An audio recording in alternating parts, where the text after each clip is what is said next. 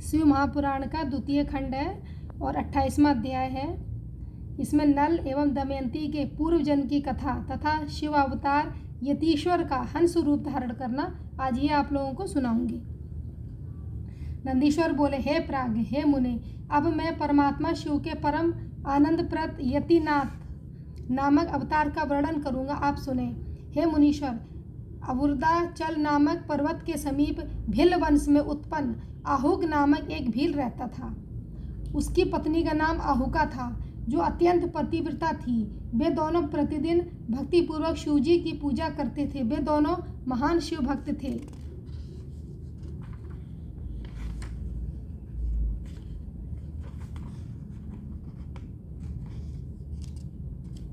हे मुने, किसी समय सदा शिव भक्ति में तत्पर रहने वाला वह भील अपने तथा स्त्री के लिए आहार की व्यवस्था हेतु बहुत दूर चला गया। इस बीच शिवजी सन्यासी को रूप धारण कर उसकी परीक्षा लेने के लिए सायंकाल उस भील के घर आए। उसी समय वह गृहपति आहुक भी वहां आ गया और उस महाबुद्धिमान भील ने प्रेम पूर्वक उन यतीश्वर की पूजा की। उसके भाव की परीक्षा करने के लिए महालीला करने वाले संन्यास रूपधारी उन शिवजी ने डरते हुए प्रेम पूर्वक दीन वचन कहा। यतिनाथ बोले, हे भील, तुम मुझे आज रहने के लिए स्थान दो और प्रातःकाल होते ही मैं सर्वदा चला जाऊंगा। तुम्हारा सर्वदा कल्याण हो। भील बोला, हे स्वामिन, आपने सत्य कहा, किंतु मेरी बात सुनिए। मेरा स्थान तो बहुत बड़ा है, फिर यहाँ आपका निवास किस प्रकार संभव है?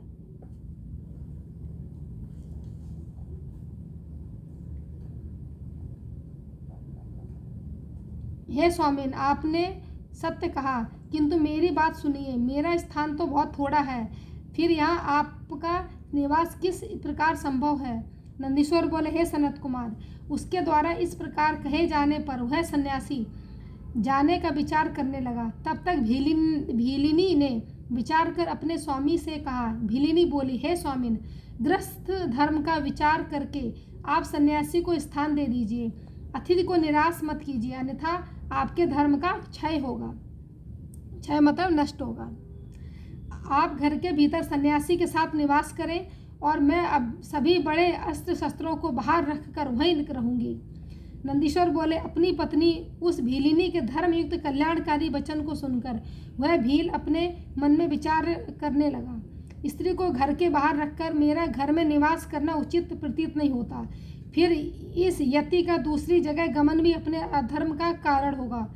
गृहस्थ धर्म का आचरण करने वालों के लिए ये दोनों बातें सर्वदा उचित नहीं है, अतः जो होनार है वह हो, मैं घर के बाहर ही रहूँगा।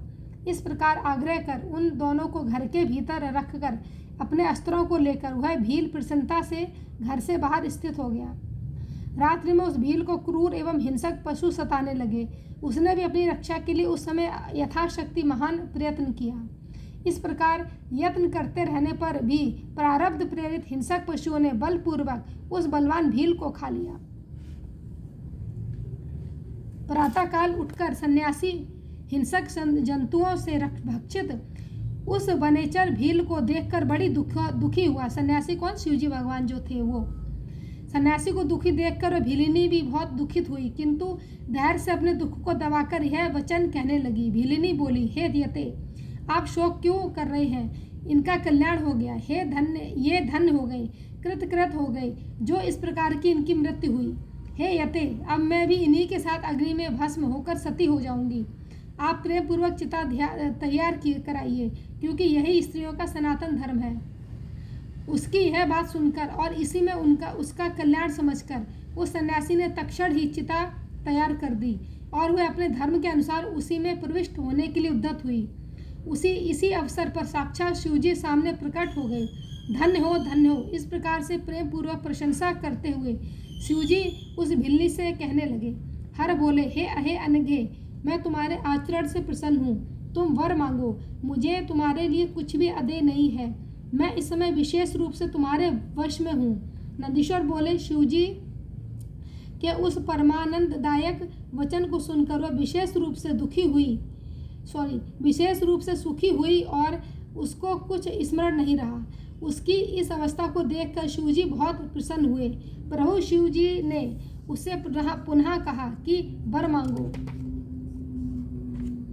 शिव जी बोले, यह मेरे रूप वाला यति अगले जन्म में हंस होगा और तुम दोनों का पुनः सहयोग कराएगा।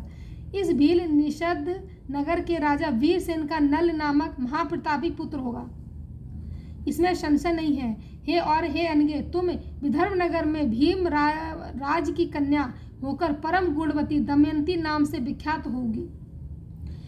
तुम दोनों ही बहुत काल पर्यंत यथेष्ट राज सुख का भोग करके योगीश्वरों के लिए दुर्लभ मुक्ति को चिंतित रूप से प्राप्त करोगे। नंदीश्वर बोले, ऐसा कहकर शिवजी उसी समय लिंग रूप में प्रकट हो गए। उनके द्वारा परीक्षा भील धर्म से विचलित नहीं हुआ, इसलिए वह लिंग अचलेश नाम से प्रसिद्ध हुआ। हे तात, वह आहुक भील निषाद नगर में वीरसेन का पुत्र नल नाम वाला महान राजा हुआ। उसकी पत्नी आहुका भिलिनी विदर्भ नगर के राजा भीमसेन की पुत्री दमयंती नाम से प्रसिद्ध हुई। वे शिवावतार यतीश्वर भी हंस रूप में अवतरित हुए, जिन्होंने दमयंती का विवाह नल के साथ करवाया। पूर्व जन्म में उनके द्वारा किए गए सत्कार रूप महापुण्य के कारण प्रभु शिवजी ने हंस रूप धारण कर दोनों को महान सुख प्रदान किया। अनेक प्रकार का वार्तालाप करने में निपुण हंसा अवतार शिवजी ने दमयंती तथा नल को महान सुख प्रदान किया। पवित्र कीर्त वाले यतीश्वर नामक तथा हंस नामक शिवा अवतार का यह चरित्र अत्यंत पवित्र, परम अद्भुत तथा निश्चय ही मुक्तिदायक है। जो यतीश तथा ब्रह्मा हंस नामक अवतार के शुभ चरित्र को सुनता है अथवा सुनाता है, वह परम गति प्राप्त करता है। यह आख्यान निष्पाप, सभी कामनाओं को पूर्ण करने वाला, स्वर्ग की प्राप्ति कराने वाला, यश तथा आयु प्रदान करने वाला, भक्ति को बढ़ाने वाला एवं उत्तम है। यतीश्वर तथा हंस रूप शिव का यह चरित्र सुनकर मनुष्य इस लोक में सभी सुखों को भोग कर अंत में शिव लोक को प्राप्त करते हैं। बोलो शिव भगवान की जय।